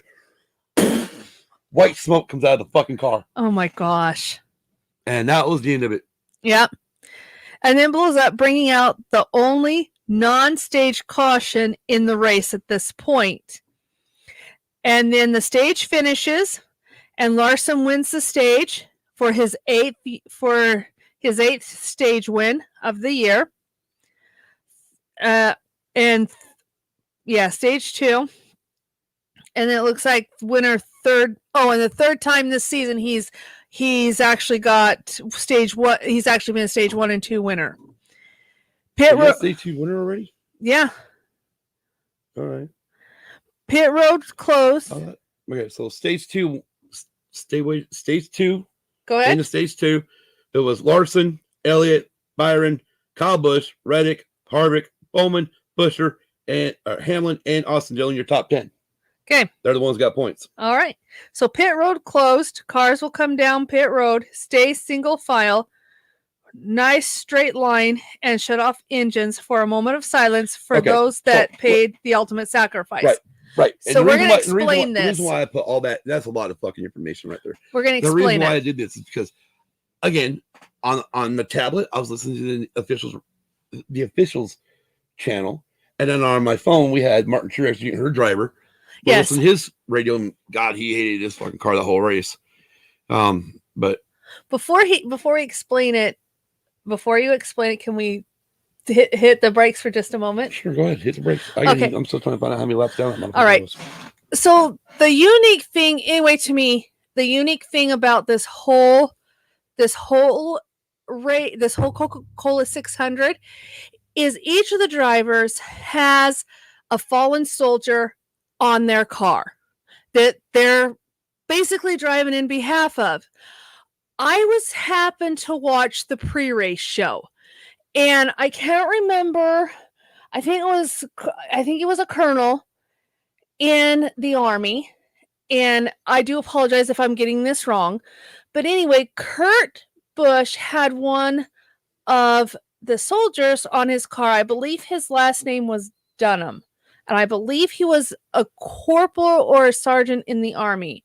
Again, sorry if I give you misinformation. And what they did is he actually went and met with this fallen soldier's parents to let them know that he had picked their son to put on his car for this race. And so as soon as the car was done, they actually took it to the parents and showed them the car colors and everything that he was going to run. Well, this soldier actually saved his other fellow soldiers from a grenade attack that happened to them. I don't remember what where they were at, but I do know it was a grenade attack. And then ironically, at the end of this snippet, they're actually trying to do a documentary on this soldier's sacrifice. And I didn't get the time or anything, but it was just unique how they just totally spotlighted this one soldier. Now, I'm sure the rest of the NASCAR drivers actually got to talk to parents too, because I know that there were parents of the fallen soldiers that they had the names on their cars that the NASCAR drivers got to communicate with. But I just think it's so cool. To me, in my opinion, it's so cool that these NASCAR drivers will actually done this every year. Now, I don't know how long they've done it. I just know when I started watching it, I remember it on their cars. Each fallen soldier. And it's not just from one branch of the military, it's from all branches of the military. Is what it is, including, I believe, some of them even have Coast Guard fallen soldiers on there. I believe. Yeah, I'm not sure. All right, I knew she went to J-Ski. Yes. Because no, J-Ski gets all the PDFs from NASCAR. Oh, okay. He gets the official NASCAR running order. Oh, geez. I mean, the official, right? So I look it up, right? 400 laps is a 600, right? Yes. David Starr. Okay. Finished running. Okay. In 36th position. He completed 369 laps. Oh my gosh. Means he was 31 laps down. Yeah, he was. Josh Bilicki, who was the 52 car. Yes. The other fucking slowpoke. He finished 382 laps. So he wasn't as slow. No. He's only 28 laps as slow. Yeah. And really, actually, when it comes down to it, he probably was that slow because the 66 did have to go and spend time in pit road. Yes, they did. Yes, to make the car supposedly faster. Yes. So then to get back to tie this back to where we were at this time, because anyways, so we were listening to the audio, and that's where I put in literally they're just telling the spotters what they're going to do, and they're literally bringing the cars down. They're going to shut up. What does it say again? They're going to shut off the engines for a moment of silence. Right. And to honor the fallen. It was fucking cool. It was. I loved it. And they asked, and this is one thing we did forget to tell you. No, we did tell them, didn't we? There was actually fans there. I believe it was full capacity. Almost full capacity. Almost. Well, the bleachers were full, or I should say the stands were full capacity, close to full. There were some holes. Yeah, the stands were close to full. They said it was sold out, but I mean, I don't think it was 100% on fans in the stands. No, but there was at least fans there. That's raspberry. No tea? No tea. No, it's just raspberry. So you deal with raspberry. I just don't want. I know you don't want the tea. Anyway, so it was about 8 gallons of sugar in it. Yeah, I know. So then they asked the fans in the stands to please rise and do this moment of silence with them. So the engines got cut. They did the moment of silence, and everything went quiet. No announcers, nothing. Everything went completely quiet for this moment of silence. Yeah, it was really cool. Yeah. But then they fired the cars back up, and they fired the cars back up, and they did their pit stops, and we moved on to stage 3 with green flag. Yes. So stage 3, which is laps 201 to 300. Caution with 6 to go as the number 6 Newman plows into the wall into turn 3. I didn't put 3 turn in there. I put 3. My bad. Into turn 3, pancaking the whole right side of his car. Oh, fuck yeah, pancake. Oh my gosh, I can. Yeah. I remember that. Replay shows the right front tire blew going into turn 3. Okay, so that was. That was only. I mean, you can see there's like very little fucking notes. Yeah. Because this is how boring this fucking race was. Yeah. It yeah. Not fun. No. Again, it's a 600-mile race. Yeah. How fun can 600? I mean, I'm not gonna bitch. I mean, I like 500-mile races too. So yeah. But I also like I just fucking my whole point is what. You like the 600-mile races? Oh, she liked the moment of silence at 3 p.m. Right. Yeah. Oh yeah, yeah. Today they did a minute of silence At today, 3, yeah. Everybody across the country. Yeah. Well, I should say in the different time zones at 3 o'clock. Yeah. That's fucking cool. That is awesome. It was fucking badass. It was. I loved it. Well, you were at work. I know, but it wasn't really busy today. Oh no shit. So I could actually do the same What thing. would you have, like 73 fucking minutes of fucking waiting for a phone call? I almost had an hour. I almost had 2 hours. What the fuck do you think 73 minutes is? 90 minutes is an hour and a half. Okay, fine. You got me. Fuck. Dude, it's fucking. I know. 3:30 in the morning. Oh, dude, I'm looking at this tweet and it says it's 6:30. No, it's 3:30 It's in like the morning. fucking my brain up because it's a picture of my fucking, it's a screenshot. Yeah. Oh god. Okay, so Kelly's loving this because she's having her morning coffee with Joey, Scott, and Kim in the morning. We'll have traffic and weather on the 3s and 2s. yeah, exactly. Oh god damn. Anyway, so lap 300. No, Kelly should be doing the weather. Yeah. So lap 300, stage 3 ends under caution, and Larson wins stage 3. Right. So for his third stage win of the night. Well, real quick, the reason why, I mean, with 6 to go, the caution, we get the caution. They got to clean the fucking track up. I mean, there's no way you're going to get this fucker refired. Yeah. Or re-going. So NASCAR rolled through it 6 laps ago, and morning coffee on the deck. Listen to you guys and the birds. I'm loving this. Well, Kelly, we're happy you're loving this. We're loving it too. This is actually fun. It is. It's really fun. Because as we get really fucking tired, Kim's getting even more giggly than what she normally is. And I'm fucking going off on La La Land. Anyway, so into stage 3. And in stage 3, Larson wins his third stage of the night. Right. So, yeah. So basically, up until this point, Larson has basically dominated this 600-mile race. Well, yeah, but here we go again. Okay. The only one missing out of the top 3 this time is Chase. But I mean, here we go. Larson, Byron. Yeah. Both, again, so far it's always been the top 3 have been Hendrick Motorsport cars. Yeah. Okay. Then Kyle Busch is third at this point. But then Elliott, Bowman. Again, Bowman, Elliott, Larson, Byron are all Hendrick. So all 4 Hendrick Motorsport cars are in the top fucking 10. Yeah.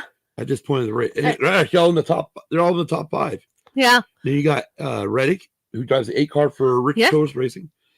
Denny Hamlin, Austin Dillon, Bubba Wallace. Yes. Drives for the 2311 team. Yeah. And Kevin Harvick is your top 10. Yeah. At the end of stage 3. And just to set the brake, to put the brakes on, because we're almost done with this. Before we're almost done, I don't know where this actually. I forgot to write down that. It says 6:32, so 6:30 on the same thing. So, all right. So I took all these fucking pictures at 6:30. Okay. Anyway. All right.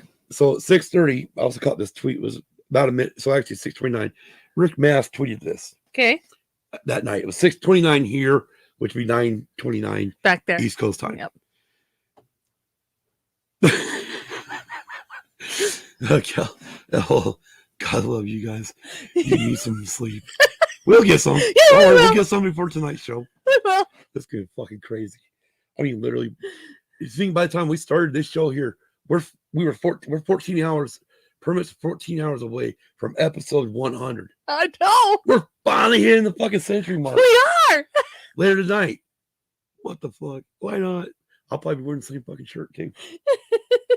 Probably. I don't know. I'll try to find my use and abuse one. We Yeah. got to wear the use and abuse ones for 100. Okay, we will. right. I know where mine's at. Well, you're in your escape pod one. Yeah, I know where mine's at. Though. Anyways, Rick Mask, who's a former driver. Yes. Okay.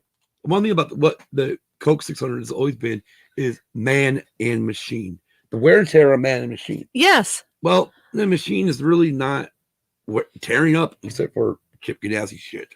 Yeah. As far as man, these guys are fucking athletes. We all know it. They are. They work out so much that, Jimmy Johnson went and did a fucking, a bike race? No, marathon. Marathon. Yeah, he did a marathon. I mean, Jesus Christ. Yeah, so they're fit athletes. Yeah, Lord knows my fat ass when I get in their car. Sorry, I just got in trouble. Anyways, Rick Mass tweeted this at 6:29. Again, Arizona time, so it'll be 9:29 East Coast. When I first started running the 600 miler, it looked like a deer slaughter after the race. Drivers laying everywhere getting oxygen and fluids. When they switched it to a night finish, it was like you were ready for 600 more at the end of 600. Wow.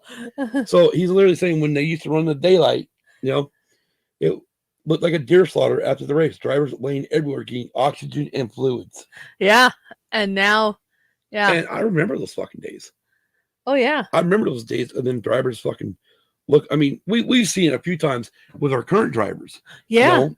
Oh, yeah. When they get in some of those races where it's just extremely fucking hot. Well, yeah. But they don't do it a lot. No. Not like the guys used to back in the day. We didn't run a lot of night races back in the day. No. So we ran a lot of all day races. Yeah. Pretty much. Anyways. Here we go. Last and final stage of the race. Yes. Lap 301 to 400. Lap 400. Well, they run this race. There's. Only thing that happens is about 50 fucking laps into it, everybody fucking pits. Yeah, everybody fucking does roughly. Yeah, everybody does their green flag pit stops. I don't even believe there was a caution. No, there wasn't. No caution. There was no caution. I would have wrote down if there was a caution. Yeah, so there was no caution. So this is another extensive green flag. 100 fucking laps. Yeah, another 100 green flag laps. Race finishes lap 400. Kyle Larson wins his first Coke 600 with total domination. Oh, that's for damn sure. Real quick, let's see. I don't know if they have it on here or not. No, they don't. Damn it, sucks. I was hoping they had the time difference that he had, but they didn't. So, Anyways, the average speed of the race was 150.785 miles an hour. 3 hours, 58 minutes, 45 seconds. Oh, here we go. Margin of victory. So Kyle Larson was first. Chase Elliott second. So Hendrick Motorsports front row, first and second. He was 10.051 seconds ahead of Chase Elliott. Wow. As you can see. Yeah. It was a snower fest. Yeah, it was. I mean, it was great for fucking Larson. He's come back this year. I'm sure. I mean, really right now, reason why he was let go from Chip Ganassi Racing was for using a racial slur on an online platform. Yeah. Okay. I agree with him being suspended for that. I agree with NASCAR saying you got to do this, and this before you can come back. He did all that. He did. He came back into Hendrick, and now he's fucking winning races. And eventually we're going to go, Kyle Larson is going to be winner. Because right now he's known as a second placer. Yes, he is. So he's got more second place finishes than he has first. He has first in NASCAR. But I believe under Hendrick, he will be known as a winner and probably a future champion. Yeah. Just a little side note here before we end the podcast. Well, we're not ending. Oh. We're going to give the top 10. Okay. I'm going to give the top 10. Come on. All right. So top 10. First, again, was Kyle Larson. Second was Chase Elliott. Third, Kyle Busch. Great showing from Kyle Busch. Very great. He actually started 20th. Yeah, I did. And he came up and ended up third. So nice to see him get some good points finally. Yeah. William Byron drives a 24 car, fourth. Uh-huh. Alex Bowman drives a 48 car, fifth. So right there, top five, all four Hendrick Motorsport cars. Yes. And once you get through, tell me they don't own fucking Charlotte Motor Speedway. Yeah, I know. Sixth, Austin Dillon. Seventh, Denny Hamlin. Eighth, Chris Buescher. Ninth, Tyler Reddick. And 10th, Kevin Harvick. Yep. Now, one more kind of side note. And side note? Yeah. I'm probably going to get looks for what I'm going to. So you're saying like a pump the brakes moment? Yes. You say you're going to get fucking looks. Yes. So I love how she says what the hell I'm going to do. Well, anyway, to pump the brakes moment. Speaking of Hendrick Motorsports, if you followed the Dover race, what was it, 2 weeks ago? Yeah. You will know that Hendrick Motorsports, their 4 drivers end up 1, 2, 3, and 4. Which is the first time it's ever been done in NASCAR. Yes. And now, if you also kept up on it, you know that at one time with Chase's win at COTA, which we splashed away, it tied Petty Motors with Chase's win at COTA. It tied Petty Motorsports' ultimate all-time wins. Okay, hold it. I took a picture of it. Remember, I took a picture during the race. So this is, I mean, at this point, it was like, what, 27 to go in the race. Yes. When they put this up on the screen. Petty Motorsports has 268 wins. Decades with wins, 6. Daytona 500 wins, 9. And Cup championships, 10.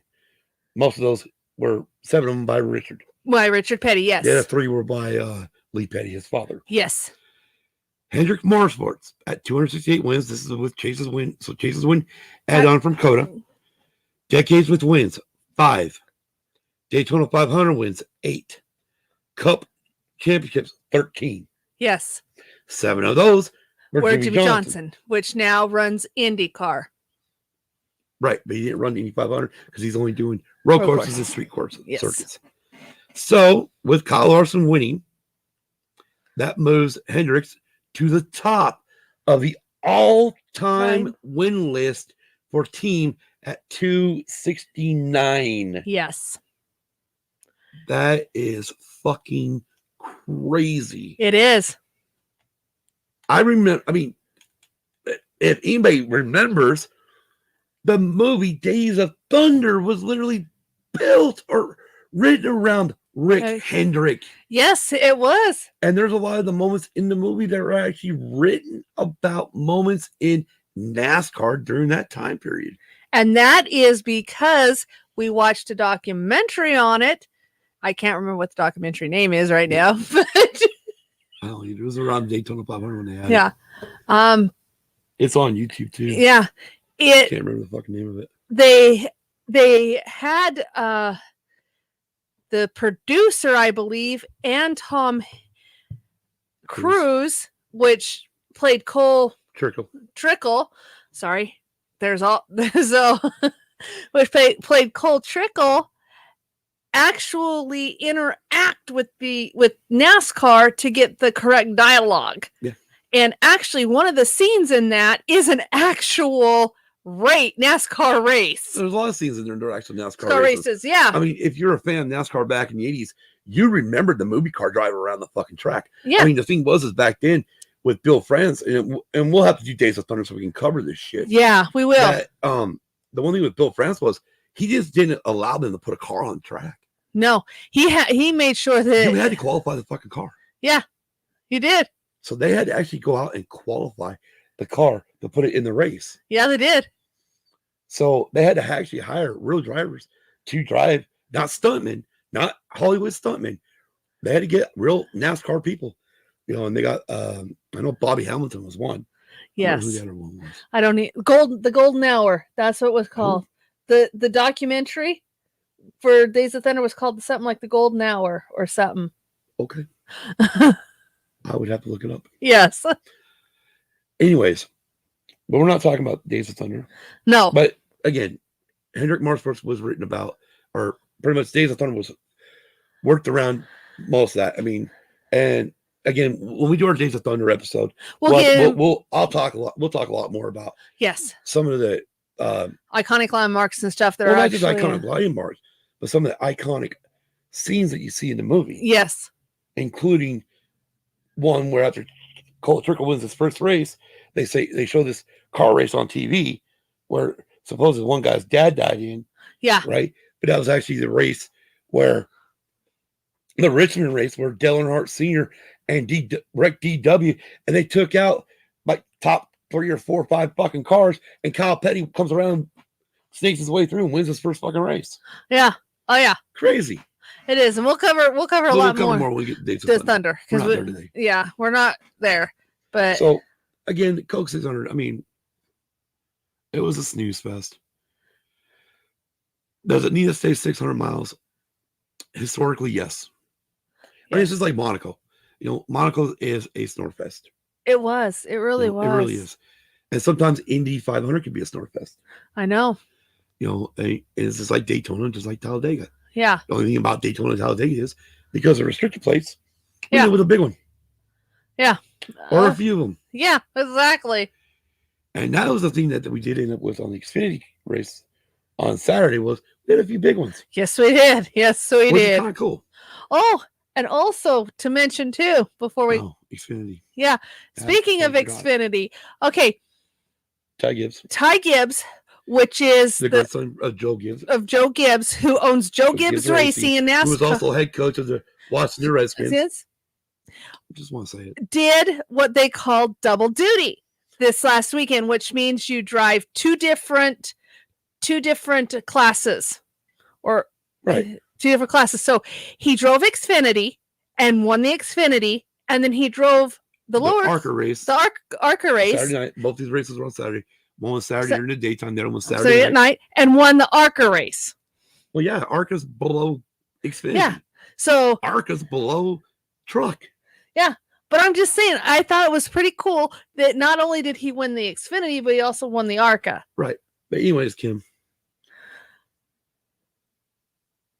Again, the Coke 600 was what it was. Do I have any information on there? Or did you just batch it out? Yeah.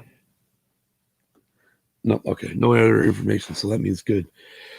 NASCAR's next race is actually this coming weekend at Sonoma. Yes. NASCAR heads out west to the God damn it. The road course at Sonoma. Better wine country in California. Wine country, yes. Just west of San Francisco. Yes.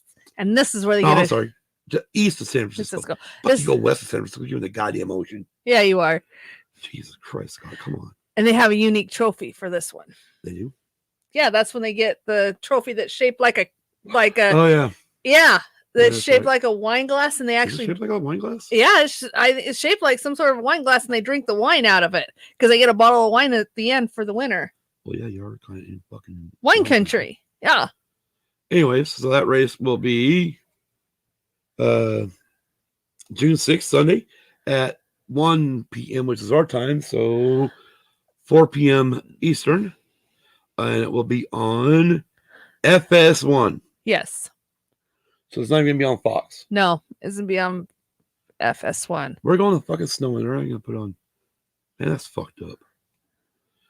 And F1 will be back this coming weekend with their Azerbaijan race at the Baku street circuit in Azerbaijan, right? Uh-huh. Isn't that the name of the fucking country? Yeah. I don't remember. I don't either. Circuit? Maybe? Oh, Baku City Circuit. Sure. Destination guide. Oh, there you go. Destination guide. What does it look like? Or what does it say? Yeah, accept all cookies. Thanks. And it just says Baku. I don't know if it's... All right, Baku. 2.1 million population. So it's called actually Baku. First Grand Prix was 2016. No, that's the city is Baku. I know. And the language is Azerbaijani. I know I'm fucking that up probably. It's pretty close. But anyways, that's the F1 race, and God, that comes on hella fucking early for us. Yes, it does. To give you an idea of like what we're looking at on that race. For us, the race starts at I guess not 5 o'clock in the morning. Yeah, it's not that early. It's not like it's 1:30 in the morning. No, that's practice 1 on Friday. Yeah, I know. 1:30 in the morning. Yeah. Anyways, well, it's almost 4 here, so that means it's almost 7 on the east. Yes. Which means we're almost 12 hours away from episode 100. Yes, we are. Holy fuck, Kim. Can you believe 100 episodes? Oh, wow. Finally. But anyways, this is our Indy Car and Coke 600 wrap up. That should have been done on fucking Sunday night, but we would be up for it, and we fucking stayed up all night, almost all night fishing. Yes, we did. Yes, we did. Which is kind of dumb on our part, but whatever. Anyways, so tune in tonight on YouTube. I believe it's 5 p.m. I think for the Sidebar Cantina. I'm kind of waiting to see if I get a yes from Kel in the chat. And then we will go live. Definitely tune in to the Sidebar Cantina. They're going to be talking about episodes. That's what I'm getting. 3 or 2 and 3 or 3 and 4. I thought it might be 3 and 4 of the Bad Batch. 5 and 6. Fuck, I don't fucking remember. I know. I'm not even watching it. Chris just left for work. Damn. Okay, so we're gonna do this the easy way. Type in a Sidebar Cantina. Yes, I'm going to do that. Good Lord. Actually, just go to their fucking Instagram page. Sorry, I'm on here. Okay. It's easier because I know Kelly posted it. Yeah. Oh, fuck it. Oh, speaking of fucking tuning in, Wednesday night. I'll jump on that one first. The Escape Pod on YouTube. When you look them up, look for ATSW The Escape Pod. They will be going live around 7:05-ish Eastern Standard Time, or Eastern Time. Sorry, it's not standard. It's daylight time for you guys. It's standard here because we're in Arizona. Anyways, they're gonna have a special guest, Dominic Pace, who fucking played in The Mandalorian. Nice. Fuck, I forgot the bounty hunter's name. Gecko, right there, aka also known as Gecko the Bounty Hunter. And they will have an interview with Dominic. And if anything from last week was a notion, most of the questions are going to be coming from Kelly. Nice. It just says that they'll be just do the Bad Batch episodes 4 and 5. Oh, Bad Batch episodes 4 and 5. So, unfortunately, we have not watched a Bad Batch. So I don't care. Just get spoilers. I'll listen to them. So like I listen to Don and Brady. The only thing I do watch that I won't want to get spoilers from is The Mandalorian. Because I want to see those ones. But I'm not really, I don't know. I need to watch the Bad Batch just to check it out. I mean, I can't really knock it until you try it, right? Exactly. I don't know what time now. Let's go to... Says, I'm not sure the guys do the show when they want to do the show. Yeah, episodes 4 or 5 of the Bad Batch. All right. Well, anyways, normally they go when they do it Monday nights, it's usually roughly about 5 o'clock. But again, that's part of the reason why it's been fucking me up because I think last week they went 30 minutes early. They did. Bastards. Love you, Dave and Jason. They still call you that. Damn it. Anyways, so pay attention to. Or go to the Sidebar Cantina on YouTube, click the subscribe button, hit the little bell to be notified when they go live. Tune in to their episode tonight. It will be fun. And once they are done, come back over to Used and Abused Pod. And we will go live with episode 100. And we're talking The Year Earth Changed, which is an Apple Plus original documentary. Yes, it is. So until then, have a great work day, everybody, because it is Tuesday morning. It is Tuesday morning. We are going to be going to bed at 4 o'clock in the damn morning. And probably not. We'll probably go to bed about 5. I'm sure both of us are going to turn on the Xbox. Yes, we are. The Xbox is already on. Yeah. Yeah, me. I'm hooked. She's hooked on that damn Fishing Planet game. I am. I wasn't going to download it, but I did. Anyways, come back. See us tonight at 7 p.m. Eastern. When again we do episode 100. If we could actually do it from outside, I would go buy fireworks. I know. But since we're inside, I'm not gonna go buy fireworks and burn our house down. No. And Kel says, great episode. It was a nice treat for me and my morning coffee. Get some rest. I'll see you guys tonight. Definitely, Kel. And if I'm not in the chat during the sidebar, you know why. I will get in there as soon as I can once I get up. God. And the funny part is I'm the one that came up with this bright idea. It wasn't her. This was my bright idea. Hey, let's record it 2:00 in the morning our time.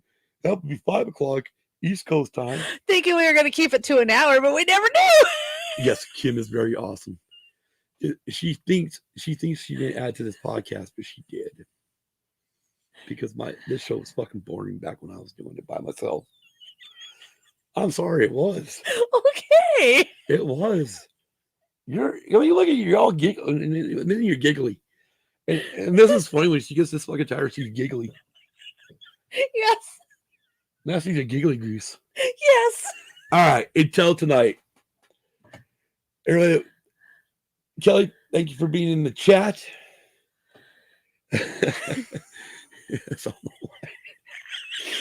Thank you for being in the chat with us this morning.